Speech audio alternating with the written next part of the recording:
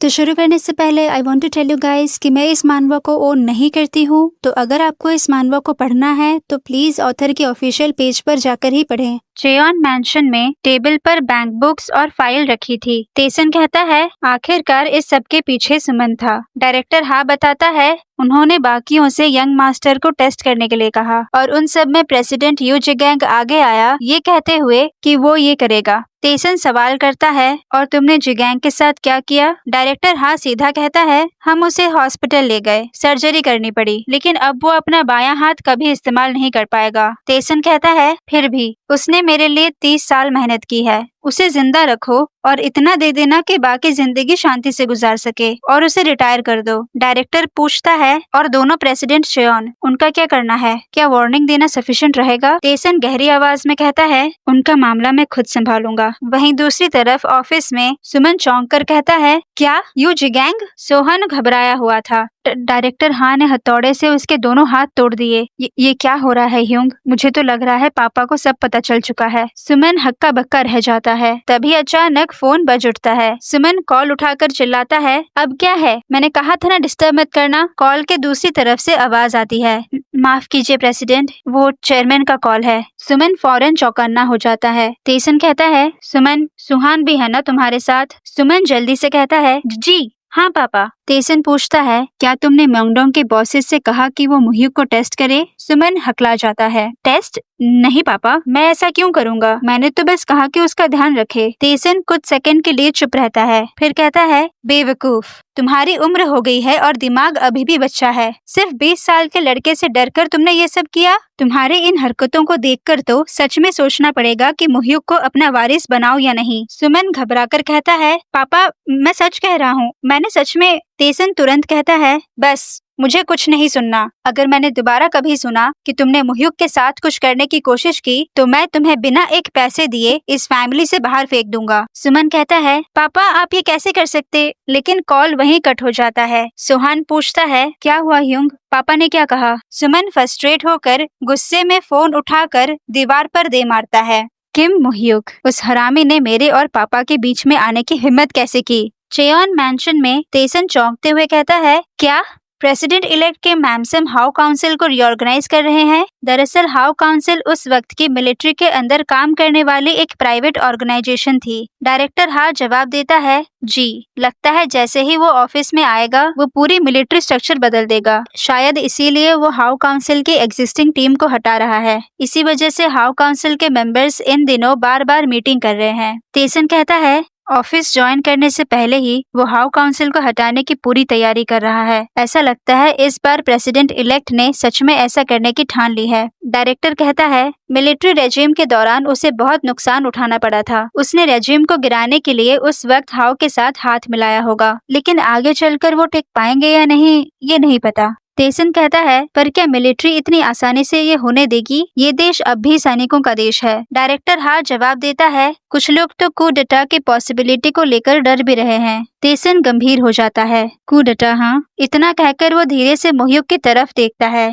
तुम्हारा क्या सोचना है मुह्यूक? मुह्यूक जो अखबार पढ़ रहा था धीरे से नजर उठाता है और कहता है मिलिट्री इसका विरोध बिल्कुल नहीं करेगी। प्रेसिडेंट इलेक्ट ने पहले ही चीफ ऑफ स्टाफ और डिफेंस सिक्योरिटी कमांडर को बदल चुका है जो पूरे मिलिट्री के रीढ़ थे, और उसने ये सब बस 4 घंटे के अंदर कर दिया। डिफेंस सेक्रेटरी को फोन करने के बाद अगर भी वो हाउ काउंसिल को संभाल ले तब भी रूलिंग फोर्स को एक कंजर्वेटिव रेजिम माना जा रहा है। इसका मतलब ये है कि हाउ के अलावा बाकी मिलिट्री मेंबर्स उसका साथ नहीं देगी, और सबसे जरूरी बात देश की जनता ये बर्दाश्त नहीं करेगी अगर मिलिट्री कुडेटा करने की कोशिश करे। तेसन मुह्यूक की बात से इम्प्रेस हो जाता है। तो तुम्हें पॉलिटिक्स में भी दिलचस्पी है? मुह्यूक कहता है आखिर ये आपके फील्ड का सबसे बड़ा वेरिएबल है, इसीलिए हर छोटी सी छोटी खबर पर नजर रखना जरूरी है। फिर वो मन में सोचता है खैर आने वाले 30 साल में क्या होने वाला है मुझे वैसे भी पता है। तेसन डायरेक्टर हा की तरफ देखता है और पूछता है काउंसिल के अलावा और क्या चल रहा है? प्रेसिडेंट इलेक्ट और क्या प्लान कर रहे हैं? डायरेक्टर जवाब देता है फिलहाल कोई नहीं जानता कि उनके दिमाग में क्या चल रहा है। यहाँ तक कि हमारे आदमी के तौर पर लगाए गए चीफ सेक्रेटरीज को भी नहीं पता कि वीआईपी असल में क्या सोच रहे हैं। लेकिन अभी चीफ कॉन्फ्रेंस में करप्शन के खिलाफ युद्ध की बात उठी थी। तेसन कहता है, करप्शन के खिलाफ युद्ध? डायरेक्टर हाँ बताता है, जी। उन्होंने ये सुझाव दिया कि सभी हाई रैंक अधिकारियों की एसेट्स पब्लिक के सामने डिस्क्लोज की जाएं। सभी इसका काफी विरोध कर रहे हैं, लेकिन प्रेसिडेंट इलेक्ट की पर्सनालिटी को देखते हुए वो ये जरूर करेगा। तेसन कहता है, मुझे इसकी उम्मीद तो थी, लेकिन इतनी बड़ी चेंज इतनी अचानक हो जाएगी इसकी उम्मीद नहीं थी। फिर वो पूछता है, और रियल नेम फाइनेंशियल सिस्टम का क्या हुआ? डायरेक्टर बताता है, उसका जिक्र एक बार भी नहीं हुआ। इकोनॉमिक अफेयर्स के सेक्रेटरीज और यहाँ तक कि बड़ी कॉर्पोरेट्स तक किसी को भी इसके बारे में कोई इन्फो नहीं मिली। तेसन पूछता है, तुम क्या सोचते हो? डायरेक्टर जवाब देता है, रियल नेम सिस्टम के एक्सपेक्टेड बैकलैश और साइड इफेक्ट को देखते हुए ज्यादा से ज्यादा ये अगले साल इम्प्लीमेंट होगा, और अगर ये डिले भी हुआ तो पूरा चांस है कि ये प्रेसिडेंट के कार्यकाल के अंत में लागू किया जाएगा। अगर वो हाउ काउंसिल को काट रहे हैं, फिर हाई ऑफिशियल्स के एसेट्स पब्लिक करने की बात कर रहे हैं, तो रियल नेम फाइनेंशियल सिस्टम अभी लागू करना उस पर और ज्यादा बर्डन डाल देगा। तेसन धीरे से मुह्युक की तरफ देखता है और पूछता है, और तुम्हारा क्या सोचना है मुह्युक? मुह्युक बिना झिझक के सीधा बोलता है, चाहे कुछ भी हो, real name financial system act इसी साल लागू होगा। तेसन थोड़ा हैरान हो जाता है और पूछता है, तुम्हारा जस्टिफिकेशन क्या है? मुह्युक बताता है, 70s के दशक से इस पर बात हो रही है, लेकिन हर बार पॉलिटिशियंस ने विरोध करके इसे रुकवा दिया, लेकिन इस बार प्रेसिडेंट की पर्सनालिटी को देखते हुए मुझे लगता है कि सिर्फ चुनिंदा लोगों के साथ ही तैयारी पूरी करेगा और फिर अचानक अनाउंस कर देगा। तेसन सीरियस हो जाता है, ओहो मुह्युक, तुम स्मार्ट तो हो, लेकिन तुम्हें पॉलिटिशियंस के दिमाग का कोई अंदाजा नहीं है। ये प्रेसिडेंट भले ही सोल्जर ना हो, लेकिन एक पॉलिटिशियन को हमेशा पॉलिटिकल फंड की जरूरत होती है। अगर वो रियल नेम सिस्टम लागू करता है तो उसी वक्त उसके सारे ब्लैक मनी सामने आ जाएंगे। क्या वो उससे निपट पाएगा? इतना बड़ा एविडेंस इतने कम समय में मिटाना पॉसिबल नहीं है। मुह्युक शांति से कहता है, आप बिल्कुल सही कह रहे हैं, लेकिन फिर भी सेफ साइड रहने के लिए हमें बोरोड नेम और अनोनिमस अकाउंट वाली सारी रकम के लिए तैयारी रखनी पड़ेगी। तेसन कहता है, तो तुम रियल नेम फाइनेंशियल सिस्टम को लेकर इतना परेशान हो? चिंता मत करो, मैंने वो सारे पैसे अपने भरोसेमंद आदमियों के अंदर बांट रखा है। मुह्युक सीरियस होकर कहता है, दादाजी, इंसान के लालच की कोई हद नहीं होती। हाँ, अभी आपके पास सील और बैंक बुक्स है, इसीलिए बोरोड नेम और अनोनिमस अकाउंट में कोई इमीडिएट प्रॉब्लम नहीं है, लेकिन जिस दिन वो सिस्टम लागू हुआ और आप तैयार नहीं रहे, तो आप वो पैसा वापस लेना चाहें भी तभी नहीं ले पाएंगे, और उस दिन बहुत बड़ा प्रॉब्लम खड़ा होगा। फिर वो मन में सोचता है, ये बात सच है। रियल नेम फाइनेंशियल सिस्टम लागू होने के बाद दादाजी को भारी नुकसान हुआ था। उनके बोरोड नेम और एनोनिमस अकाउंट में पड़ा सारा पैसा एक झटके में सिर्फ कागज बन चुका था। पूरे नेटवर्थ का करीब 25% पूरा गायब हो गया था। ये सिस्टम इसी साल अगस्त में लागू होने वाला है। हमारे पास सिर्फ 6 महीने बचे हैं। अगर उससे पहले उन पैसों को मूव नहीं किया तो सैकड़ों बिलियन या ट्रिलियन वॉन तक होने की नौबत आ सकती है। तेसन थोड़ी देर सोचकर कहता है, मुह्युक, तुम्हारा कहना है कि रियल नेम सिस्टम इसी साल लागू होगा। ये तुम यकीन के साथ कह रहे हो या ये बस तुम्हारा इंट्यूशन है? मुह्युक जवाब देता है, जी, ये मेरी इंस्टिंक्ट है। हो सकता है टर्म की शुरुआत में थोड़ा डिले हो, लेकिन प्रेसिडेंट इसे समर तक रोक नहीं पाएगा। फिर तेसन हल्का सा रुककर कहता है, लेकिन क्या उन बैंक बुक्स के बारे में भी तुम्हें इंट्यूशन से पता लग गया था जो मैंने म्योंगडोंग के बॉसेस को दिए थे? मैंने तो कभी किसी को इसके बारे में नहीं बताया, फिर तुम्हें कैसे पता चला? मुह्युक मन में सोचता है, मैं इसी सवाल का इंतजार कर रहा था। फिर वो शांत होकर कहता है, आपने साफ साफ कहा था कि बैंक बुक्स मेरी रिस्पॉन्सिबिलिटी है, लेकिन जब मैंने उनके रिएक्शन देखे तो ये क्लियर था कि कुछ छिपाया जा रहा है। फिर जब प्राइवेट में जाकर सीधा पूछा तो उनके बॉडी लैंग्वेज से सब कुछ सामने आ गया। आखिर में उन्होंने खुद ही बता दिया। तेसन इम्प्रेस होकर कहता है, तो वो भी तुम्हारी इंट्यूशन थी? हाँ। तेसन कुछ सेकंड के लिए चुप रहता है, फिर सीरियस होकर कहता है, मुह्युक कहता है, जी दादाजी। तेसन कहता है, म्योंगडोंग बॉसेस से जो 400 बिलियन तुम वापस लाए हो वो अब मैं तुम्हें सौंपता हूँ। अगर रियल नेम सिस्टम इसी साल लागू हुआ तो वो पैसा गायब हो जाएगा, तो तुम्हें इन पैसों को प्रोटेक्ट करना है। ये तुम्हारी रिस्पॉन्सिबिलिटी है। ये पैसे लो और जैसा ठीक लगे वैसा इस्तेमाल करो। फिर तेसन चेतावनी देता है, लेकिन याद रखना, अगर तुमने ये पैसा बर्बाद किया तो ये मेरी तरफ से मिलने वाला आखिरी पैसा होगा। मुह्युक सिर झुकाकर कहता है, जी दादाजी, मैं कोई गलती नहीं करूंगा। फिर वो हल्के से मुस्कान देता है और मन ही मन सोचता है, मुझे उम्मीद तो थी पैसे मिलेंगे, लेकिन ये नहीं सोचा था कि पूरा 400 बिलियन ही मेरे हाथ लग जाएंगे। अब मैं चेयोन ब्रदर्स से बदला लेने की तैयारी तेजी से आगे बढ़ा सकता हूँ। दादाजी का भरोसा जीतने का पूरा फायदा मिल गया मुझे। कुछ देर बाद मुह्युक जा चुका था। तेसन डायरेक्टर से कहता है, म्योंगहुन अकाउंट्स तैयार रखो। सारे बोरोड नेम, अनोनिमस और फेक नेम वाले अकाउंट्स सबको एक में मर्ज करके सॉर्ट करो। ये काम जुलाई से पहले पहले ही हो जाना चाहिए। डायरेक्टर सिर झुकाकर कहता है, जी चेयरमैन। तेसन मन में सोचता है, अगर रियल नेम सिस्टम सच में अगस्त में लागू हो गया तो मुह्युक वाकई में इंट्यूशन के साथ पैदा हुआ एक हेवनली फॉर्चून वाला बच्चा निकलेगा।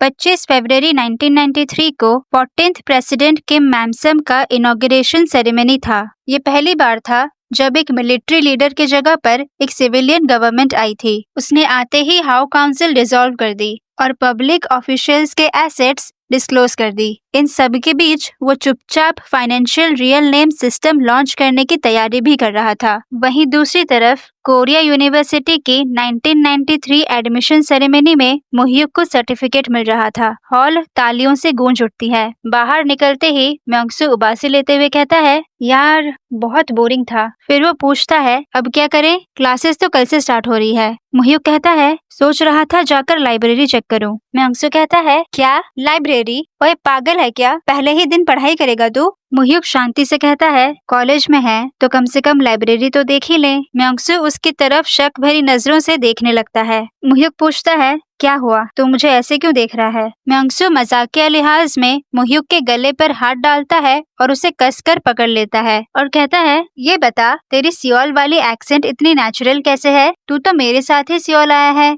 क्यों रे? किसी सियोल वाली लड़की को पटाने की तैयारी कर रहा है? फिर वो आगे कहता है, राइट, हम सियोल में हैं तो चल आबू जोंडोंग चेकआउट करके आते हैं। एडमिशन सेलिब्रेट करने के लिए ड्रिंक तो बनता ही है। मुह्युक सीधा जवाब देता है, मैं पहले ही कह चुका हूँ, मैं तेरे साथ ड्रिंक नहीं करने वाला। म्योंगसू जिद करते हुए कहता है, एक बार गलती हो गई, अब की बार नहीं होगी, प्लीज बस एक बार चलते हैं। मुह्युक कहता है, तू बस मजे करने के बारे में सोच, तुझे बार एग्जाम की तैयारी नहीं करनी क्या? म्योंगसू बड़े ही कॉन्फिडेंस के साथ कहता है, करूंगा, अगले 2 साल के अंदर एग्जाम का पहला राउंड पास करके दिखाऊंगा मैं, लेकिन आज के लिए थोड़ी मस्ती कर लेते हैं। फिर वो मुह्युक को मनाते हुए कहता है, चल ना मुह्युक, चलते हैं ना प्लीज, आबू जोंडोंग चलते हैं ना।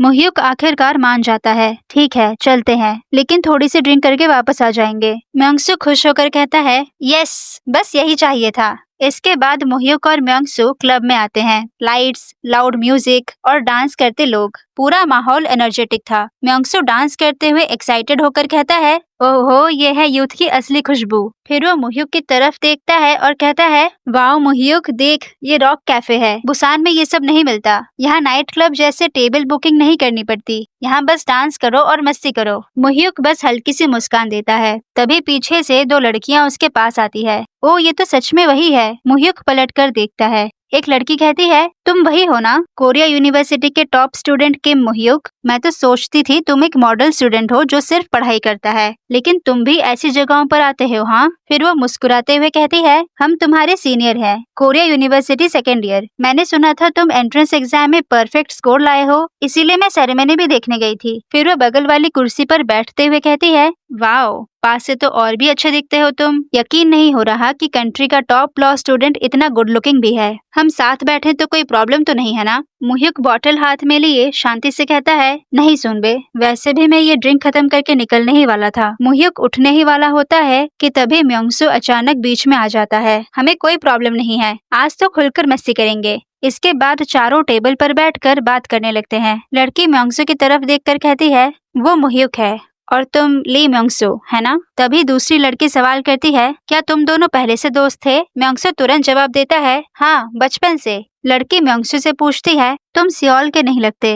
म्योंगसू मुस्कुराता है, सही कहा, हम बुसान से हैं। तुम गई हो वहाँ कभी? गांगली इन दिनों काफी पॉपुलर है। लड़की हंसते हुए कहती है, गांगली? तुम ग्वांगली बीच की बात कर रहे हो, है ना? तुम्हारी एक्सेंट बहुत क्यूट है। म्योंगसू शर्मा जाता है। दूसरी लड़की मुह्युक की तरफ देखकर कहती है, तुम इतने चुप क्यों हो? वैसे सेंस भी बनता है, अगर कोई इतना हैंडसम हो तो उसे बोलने की जरूरत नहीं है, सिर्फ तुम्हें देखकर ही लोगों को अच्छा महसूस होने लगता है। तभी पीछे से किसी की आवाज आती है, ओए ली यूरी, तू यहाँ क्या कर रही है? मुह्युक वो आवाज सुनते ही रुक जाता है। ये आवाज तो कुछ जानी पहचानी लग रही है। वो पलट कर देखता है तो सामने खड़ा है चेयोन जीवान। जीवान भी उसे देखकर ठिठक जाता है। यूरी मुस्कुराकर कहती है, जीवान ओप्पा, क्या आप इन्हें जानते हो? मुह्युक बॉटल से सिप लेते हुए सोचता है, अब ये कमीना कहाँ से टपक पड़ा, इसे अवॉइड करना ही सही रहेगा। फिर मुह्युक खड़ा होता है और कहता है, सुन बे, अब हम चलते हैं। म्योंगसू चल। म्योंगसू हैरान हो जाता है, अरे अभी कहाँ जा रहा है?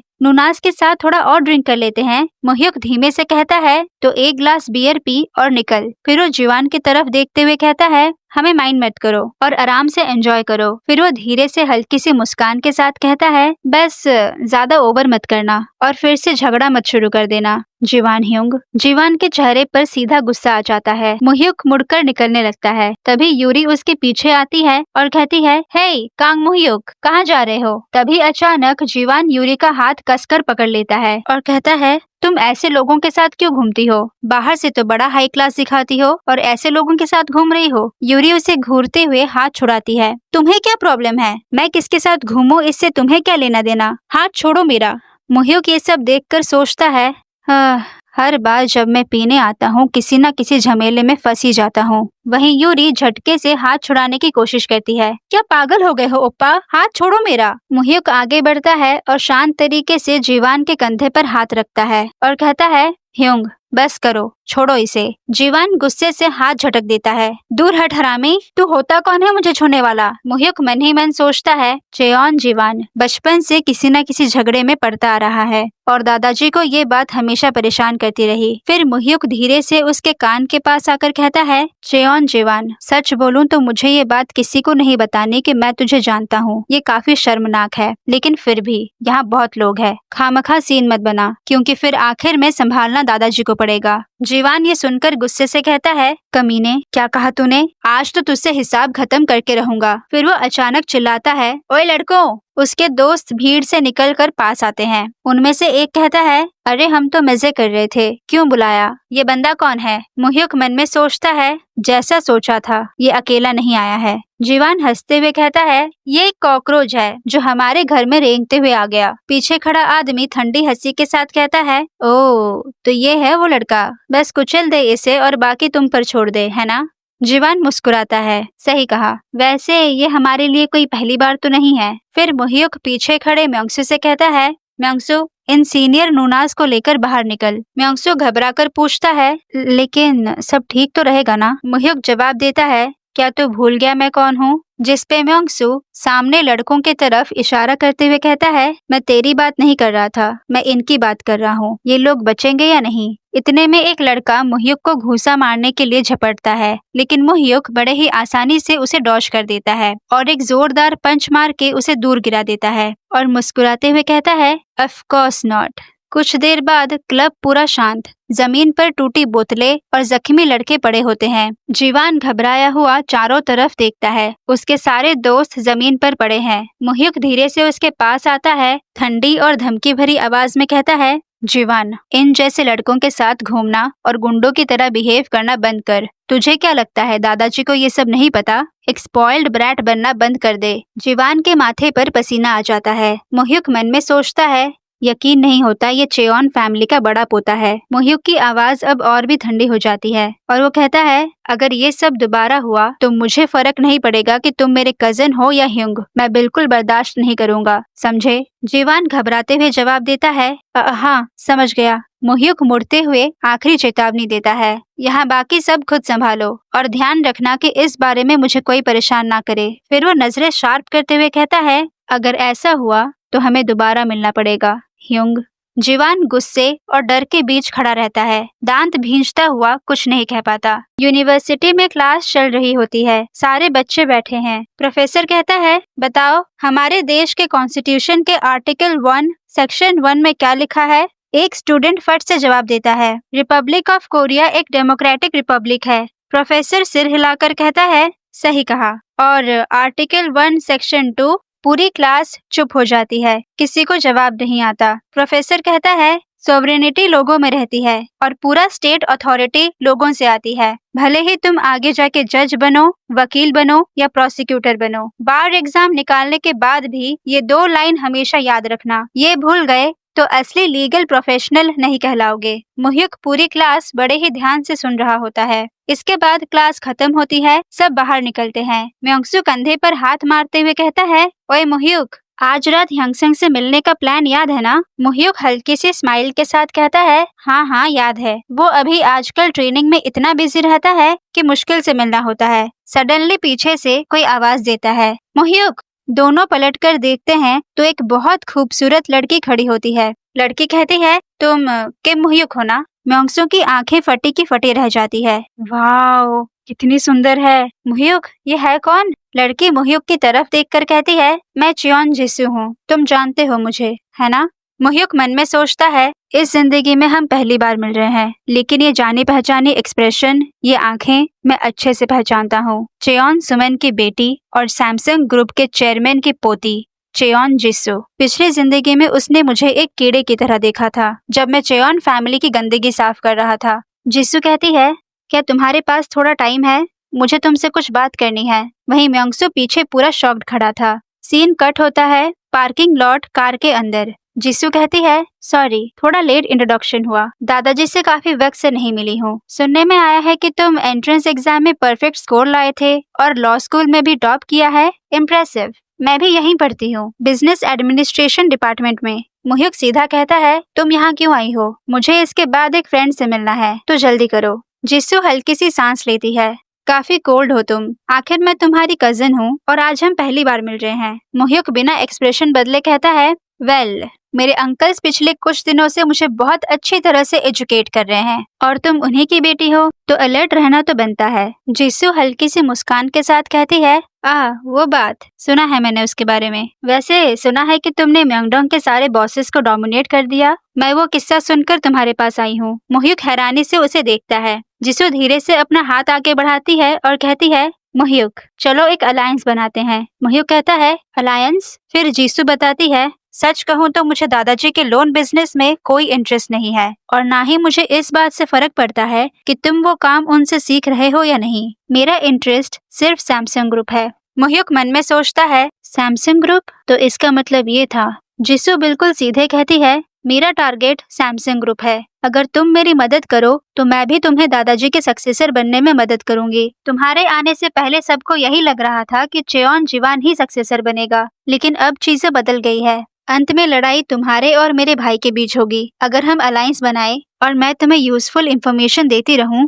तो तुम्हारे जीतने के चांसेस और बढ़ जाएंगे। मोह्युक हल्की हंसी के साथ कहता है, तुम्हें सच में लगता है कि चेयोन जीवान, वो आवारा, कुछ कर पाएगा? मुझे लग रहा है तुम अपने भाई को थोड़ा ओवर एस्टिमेट कर रही हो। जिसू सीरियस होकर कहती है, और तुम उसे अंडर एस्टिमेट कर रहे हो। भले ही दादाजी तुम्हें पसंद करते हो, लेकिन at the end of the day तुम एक आउटसाइडर हो और जीवान उनका डायरेक्ट ब्लड लाइन। और अगर उसे सैमसंग ग्रुप का सपोर्ट मिल गया तो कुछ भी हो सकता है। कॉशियस रहो वरना हार सकते हो। जिस पे मोह्युक शांति से कहता है, तो बदले में क्या देना होगा मुझे? अलायंस में गिव और टेक दोनों होता है ना? तुम्हें बदले में क्या चाहिए? जिसू कहती है, अगर तुम दादाजी की पोजीशन इनहेरिट कर लेते हो तो बस सैमसंग ग्रुप में जो शेयर्स उनके पास है उनका सपोर्ट मुझे देना।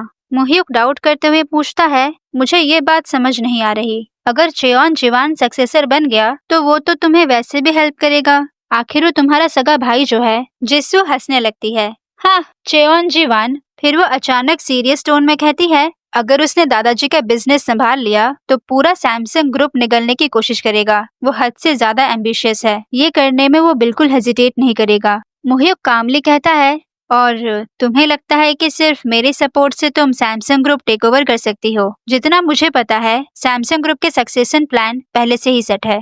जिसू एकदम सीधे कहती है, मुझे पूरा सैमसंग ग्रुप नहीं चाहिए, मैं इतनी बेवकूफ नहीं हूँ, पर मुझे उसका आधा हिस्सा चाहिए। मेरी मॉम सीओ ह्युक्युंग सैमसंग ग्रुप के चेयरमैन की सबसे बड़ी बेटी है, तो इस नाते से मेरा भी हक बनता है। मोह्युक सोचता है, पिछली जिंदगी में जब सैमसंग ग्रुप के चेयरमैन को हार्ट अटैक आया था तब चेयोन जीवान और जिसू दोनों सक्सेशन वॉर में कूद पड़े थे। एक भयंकर लड़ाई के बाद जिसू ने सैमसंग ग्रुप का 1/3 हिस्सा हासिल कर लिया था, लेकिन तब तक सैमसंग ग्रुप पूरी तरह से बर्बाद हो चुकी थी। जिसू वो औरत है जिसे कभी अंडर एस्टिमेट नहीं किया जा सकता। जरूरत पड़े तो अपने मतलब के लिए वो किसी के भी पीठ में छुरा घोंप सकती है, और अब वही मुझसे डील करने आई है।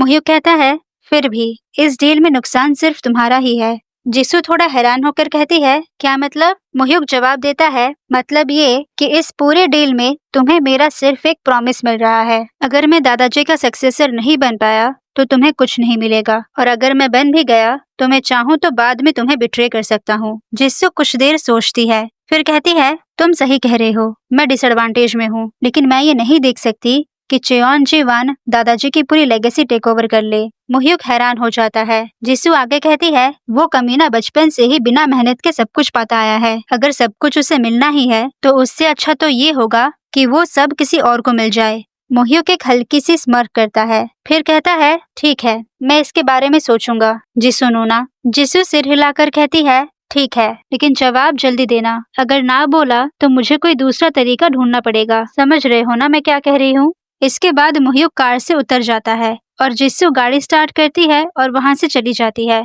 तभी वहाँ म्योंगसू भागते हुए आता है। ओए मोह्युक! मोह्युक कहता है, तू गया नहीं अभी तक? म्योंगसू मुंह फुलाकर कहता है, वो लड़की कौन थी? कितनी खूबसूरत थी यार। सारी खूबसूरत लड़कियां तुझे ही क्यों मिलती है? ये दुनिया कितनी जालिम है। मोह्युक नॉर्मल एक्सप्रेशन के साथ कहता है, वो मेरी कजन थी, हम आज पहली बार मिले। ये सुनते ही म्योंगसू के चेहरे पर एक स्माइल आ जाती है और वो चमचमाती आंखों से मोह्युक को देखने लगता है। फिर वो मजाक में उसको हग और किस करने की कोशिश करता है और कहता है, ओहो, इस नाते तो मैं तेरा जीजा हुआ। आ गले लग जा साले साहब। मोह्युक उसे धक्का देकर कहता है, चल भाग यहाँ से। म्योंगसू हंसता हुआ दूसरी तरफ चला जाता है, लेकिन मोह्युक वहीं खड़ा सोचता है, चेयोन जिस्सू, पिछली जिंदगी में उसने मुझे इंसान की तरह भी नहीं देखा था और आज वो अलायंस की बात कर रही है, वो भी ऐसे टर्म्स के साथ जो मेरे लिए ज्यादा फायदेमंद है। ये कोई नया मौका है या फिर सिर्फ एक खतरनाक ट्रैप?